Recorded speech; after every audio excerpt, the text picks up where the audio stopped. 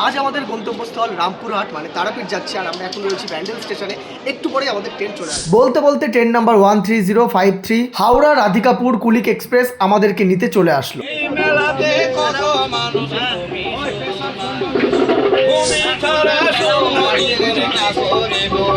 সুন্দর বাউল গানটি শুনতে শুনতে প্রায় 3 ঘন্টার মতো জার্নি কমপ্লিট করে রামপুর স্টেশনে নামলাম। স্টেশনের বাইরে বিক্রম গাড়িতে উঠে জনপ্রতি 50 টাকার বিনিময়ে আমরা চলে আসলাম তারাপীঠ মন্দিরে। এখানে একটু বলে রাখি, যেহেতু আমরা প্রথমে এসেছিলাম তাই তাড়াহুড়ো করে 50 টাকার বিনিময়ে উঠে বললাম, কিন্তু আপনারা চাইলে স্টেশনের একদম বাইরে আসবেন, সেখান থেকে 40 টাকা করে তারাপীঠ মন্দিরে আসতে পারবেন। এসেই মন্দিরের একদম সামনে আমরা এই ছোট্ট রুমটি বুক করে ফেললাম। আর শুনলে অবাক হবেন, 500 টাকার বিনিময়ে এই রুমটি বুক করেছি। খুবই পরিষ্কার পরিচ্ছন্ন। হোটেলের নাম জানতে চাইলে কমেন্ট করো। যেহেতু মন্দিরের খুবই কাছে ছিলাম তাই হোটেল থেকে বেরিয়ে এরকম মন্দিরে ওঠার সিঁড়ি দেখতে পেলাম। ভেজ থালি খাবার খেতে, কালকে যেহেতু পুজো দেবো আজকে এখন ভেজ খেতেই হবে।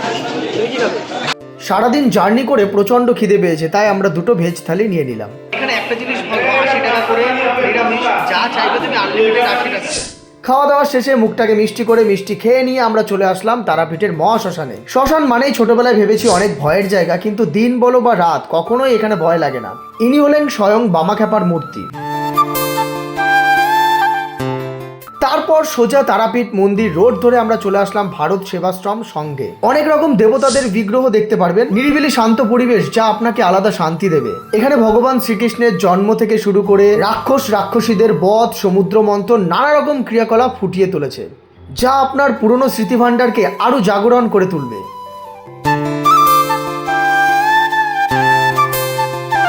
আর ঠিক তার পাশেই আছে মুন্ডমালিতলা, সেখান থেকেও ঘুরে আসতে পারে। যেহেতু ঘুরতে ঘুরতে আমাদের অনেকটা রাত হয়ে গেছিল তাই হোটেলে ফিরে আসার পথে আপনারা এরকম বাড়িতে আনার জন্য অনেক রকম ছবি, অনেক কিছু পাবেন।